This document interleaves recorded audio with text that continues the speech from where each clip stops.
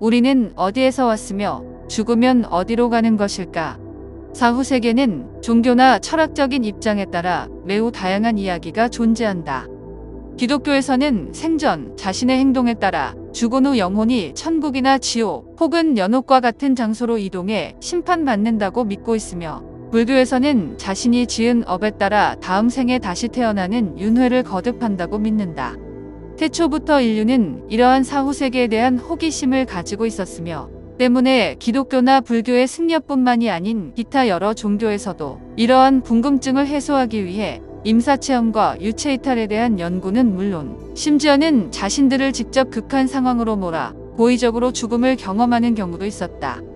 이러한 임사체험과 유체이탈 경험은 세계적인 정신분석학자였던 칼 융은 물론 프랑스의 황제였던 나폴레옹과 미국의 대통령 로널드 레이건까지 자신이 직접 겪은 사후세계 체험담을 털어놓은 바 있다. 특히 칼 융은 1944년 자신의 저서인 기억, 꿈, 사상에 본인이 직접 겪은 임사체험 경험을 다음과 같이 기록했다. 1942년 68세였던 나는 심장병이 발병해 스위스의 한 병원에 입원했다. 정신이 희미해질 무렵 나는 높은 곳에 떠 있다는 것을 느꼈고, 눈을 떠 아래를 내려다보니 저 멀리 떨어진 곳에 있는 지구가 밝고 파란 빛으로 둘러싸여 있는 모습이 보였다. 푸른 지구에서는 은색빛이 뿜어져 나오고 있었고, 짙푸른 바다와 스리랑카, 인도 대륙과 아랍의 사막, 빙하로 뒤덮인 히말라야 산맥이 내려다 보였다. 그것은 어떤 말로도 형용할 수 없을 만큼 아름다웠다. 나는 이때 세속의 모든 것으로부터 완벽히 벗어나는 경험을 했으며, 우주를 유영했던 생생한 경험은 나에게 큰 만족감을 주었다. 그런데 갑자기 나를 진찰했던 병원의 의사가 내 앞에 나타나 당신은 아직 때가 되지 않았으니 반드시 돌아가야 한다고 나에게 일러주었다. 나는 반드시 이승으로 돌아가야 한다는 것을 알고 있었지만 마음이 몹시 무거웠으며, 심지어는 의사가 나를 대신해 죽을 것만 같다는 생각이 들었다. 신기하게도 내가 깨어난 날 그 의사는 갑작스런 고열로 사망했다. 이후 칼 융은 의미가 있는 우연의 일치를 대표하는 공시성 이론을 고안해 사람의 잠재의식이 시공간을 초월할 수 있다고 주장했다. 미국 노스캐롤라이나 대학의 로버트 란자 교수의 최근 연구 결과에 따르면 인체가 활동을 중단해도 의식 정보는 여전히 양자 형태로 존재하며, 이러한 양자 형태의 의식을 우리가 영혼이라고 부르고 있다고 설명한다. 또한 죽음은 하나의 삶과 그 다음 삶을 구분하는 의식상의 문턱에 지나지 않으며, 삶과 삶 사이에는 또 다른 무수한 삶들이 틀림없이 존재한다고 주장한다. 2007년 미국 버지니아 대학의 레이몬드 무디 박사는 지금까지 2,000건 이상의 임사체험과 사후세계 체험 사례를 수집해 그동안의 연구 내용을 발표했는데, 그는 인간이 육체적으로 죽더라도 영혼은 결코 죽지 않으며 또 다른 삶을 계속해서 살아간다고 주장했다. 그는 임사체험자들을 인터뷰하며 그들이 죽음에 이르는 순간에 나타나는 공통적 현상과 특징에 대해 기술하였는데, 대부분의 임사체험 경험자들은 영혼이 몸에서 빠져나와 누워있는 자신의 육체를 생생하게 바라보게 되며, 이제까지 살면서 느껴보지 못한 엄청난 시력을 갖게 되어 주변의 모든 것이 뚜렷하게 보였다고 한다. 또한 시간의 개념이 사라지고 신비한 멜로디가 들리면서 편안함을 느끼게 되고, 평생 동안 겪었던 중요한 일들이 빠르게 펼쳐져 지나가는 것을 경험하게 된다고 말한다. 이러한 체험들을 비판적으로 평가하는 사람들 중에는 이와 같은 유체이탈 현상이 뇌 속에서 일어나는 이미지나 환각에 불과하다고 주장하는 경우가 있다. 그러나 실제로 그렇게 평가하고 지나가기에는 너무나도 분명한 사례들이 있다. 1975년 미국 해병으로 근무하며 베트남 전쟁에서 수많은 전투를 승리로 이끌었던 피터 크리드는 은퇴 후 미국 사우스 캐롤라이나주에서 가족들과 함께 평온한 일상을 보내고 있었다. 그는 폭풍우가 몰아치던 밤 친구로부터 온 전화를 받던 중 하늘에서 내려친 번개에 맞아 온몸이 타는 느낌을 느끼며 그 자리에 쓰러졌는데, 얼마 후 그의 가족들이 그를 발견해 즉시 병원으로 옮겼지만 병원에 도착했을 때 그는 이미 숨이 끊어진 상태였다. 의사에 의해 사망 판정을 받은 그는 얼마 후 영안실로 옮겨지게 되는데, 그는 놀랍게도 사망 판정이 내려진 지 6시간 만에 기적적으로 깨어나 다시 숨을 쉬고 말을 하기 시작했다.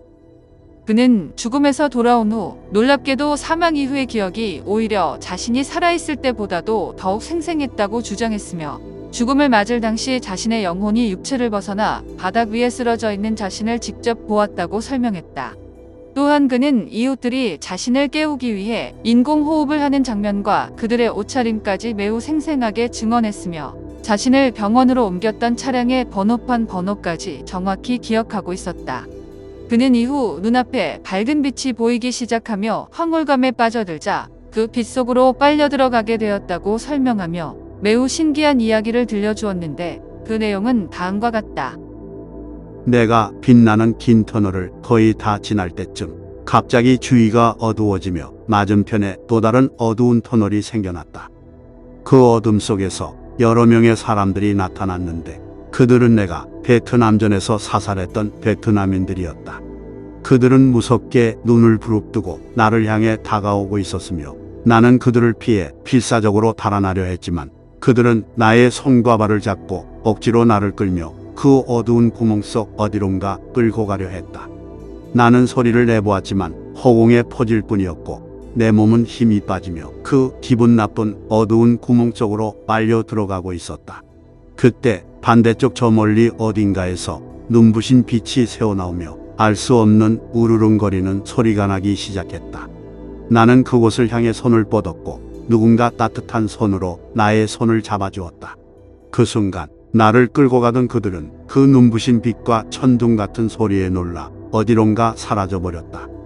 나의 손을 잡아준 그를 자세히 바라보니 그는 돌아가신 나의 아버지였다. 그는 나를 바라보며 환하게 웃고 있었다.